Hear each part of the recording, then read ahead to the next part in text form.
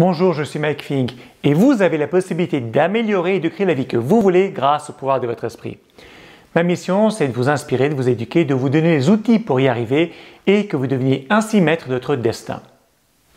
Dans cette vidéo, je vais partager avec vous une histoire personnelle, comment j'ai failli presque me faire écraser pour découvrir qui je suis vraiment. Et je vais aussi vous expliquer comment, selon moi en tout cas, vous pouvez vivre une vie beaucoup plus heureuse et satisfaisante. Alors, quelle est l'histoire? Ça remonte à plus de 20 ans, peut-être, ou peut-être un petit peu moins que 20 ans. C'est autour des années 2000. Et j'habitais en Californie à l'époque, près de la Silicon Valley. Et je me souviens, j'avais toujours été passionné de sport de glisse. Depuis que j'étais petit, je faisais du ski, puis j'étais passé au snowboard. Mais souvent, ma mère me disait, écoute, les sports de glisse, c'est bien, mais arrête les enfantillages, tu devrais plutôt jouer au golf. Joue au golf. Le golf, c'est un sport qui va te permettre de rencontrer d'autres personnes, de développer ton réseau, de faire des rencontres qui vont être peut-être importantes ou même nécessaires pour toi du point de vue professionnel, etc., etc. Il faut que tu fasses des choses adultes. Et peut-être qu'elle avait raison, donc j'étais toujours un petit peu comme ça, en conflit avec moi-même. Et un jour, j'étais donc en Californie, j'avais été dans un magasin qui s'appelait Blockbuster pour louer des vidéos et je sors du magasin, je m'apprête à aller vers ma voiture et tout d'un coup, du coin de l'œil, je vois quelques grandes rues plus loin un adolescent sur une planche de skateboard qui était longue comme ça, qui avait des grosses roues gonflables. Bref, c'était un engin de glisse que je n'avais jamais vu de ma vie. Et là, avant même que je puisse réfléchir, avant même que je puisse faire quoi que ce soit, je me suis retrouvé à courir comme un fou pour aller voir ce dont il s'agissait. Et j'ai couru, et il faut savoir que les États-Unis, les routes et les rues sont très différentes des nôtres. Donc, même si j'étais dans une petite ville, cet endroit de la ville avait des rues ou des routes à traverser. Et imaginez-vous que chaque route avait 3 voies, presque comme si c'était une autoroute. Donc 3 voies d'un côté, 3 voies de l'autre côté. Et là, je n'ai même pas regardé si le feu était au rouge pour que je puisse traverser de façon sécuritaire. Non, j'ai juste regardé rapidement, je me suis précipité entre les voitures, j'ai failli me faire écraser plusieurs fois pour arriver de l'autre côté, pour essayer de parler à cet adolescent, pour voir qu'est-ce que c'était que sa planche. J'étais tellement excité. Finalement, j'arrive de l'autre côté et je suis arrivé trop tard, l'autre personne était déjà partie. Donc je suis là, presque à bout de souffle, et là je réalise que je viens de risquer ma vie plusieurs fois juste pour comprendre ce que c'était cette espèce de nouvelle planche ou forme de glisse.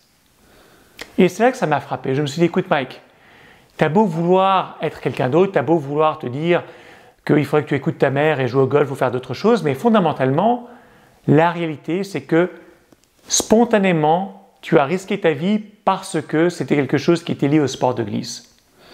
Et pour moi, c'était la confirmation indéniable que les sports de glisse, c'est quelque chose qui me rend heureux.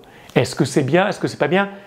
Je ne sais pas, dans le sens que probablement ma mère a raison. Si je joue au golf, ça m'aiderait peut-être plus dans mes relations, dans mon réseau, dans ma carrière. Mais qu'importe, ça ne me rend pas heureux. Ce qui me rend heureux, ce sont les sports de glisse. Et à partir de ce moment-là, j'ai décidé de façon délibérée de vraiment poursuivre les choses qui me rendaient heureux, les choses qui étaient importantes pour moi, au-delà du regard ou du jugement des autres. Et donc, j'étais au début de ma trentaine, j'habitais en Californie, vous savez que la Californie c'est le berceau du skateboard, et il y avait un très grand skateboard park là-bas. Et donc, je suis allé pour apprendre à faire du skateboard dans un skateboard park. C'était un skateboard park de Vans, la marque de chaussures. Et je me suis retrouvé avec un casque plein de protection évidemment parce que je ne voulais pas me faire mal en tombant. Et j'étais entouré de gamins qui avaient 8 ans, 9 ans ou d'adolescents. J'étais un des seuls adultes qui n'était pas là pour regarder ses enfants, mais un des seuls adultes sur le skateboard park. Et j'ai commencé à faire du skateboard. Que pensaient les autres lorsque je disais « oui, ce week-end j'ai été faire du skateboard » Ils pensaient ce qu'ils voulaient parce que fondamentalement, c'est ce qui m'amène du bonheur. Que ce soit le skateboard, le snowboard, faire du surf, du kitesurf ou d'autres sports de glisse. Donc, je partage cette histoire avec vous pour vous dire que il est important, en tout cas selon moi, que vous découvriez ce qui vous rend heureux. Pas parce que la société vous dit que c'est ce qu'il faut faire, pas parce que vos parents, votre famille ou votre entourage vous disent qu'il faut que vous le fassiez, mais parce que ça vous rend heureux. Et tant que c'est quelque chose de légal, et tant que c'est quelque chose qui n'a pas d'effet extrêmement néfaste sur votre santé, je vous invite vraiment à poursuivre les choses qui vous rendent heureux. Je suis sûr que quelqu'un va pouvoir trouver toujours l'exception à ce que je suis en train de dire en disant « oui, mais alors est-ce que ça veut dire qu'il faut faire des drogues dures ou peut-être dépenser ou perdre tout son argent au casino ?» Non, c'est pas ça que je veux dire. Prenez les choses dans le sens plus large. Reconnaissez ce qui vous rend heureux. Et comment vous pouvez le faire si vous n'êtes pas sûr? Eh bien, observez-vous. Où dépensez-vous le plus de temps et d'argent? Ou sinon, où voudriez-vous spontanément dépenser le plus de temps et d'argent? Parce que peut-être que vous ne le faites pas, mais vous voudriez le faire.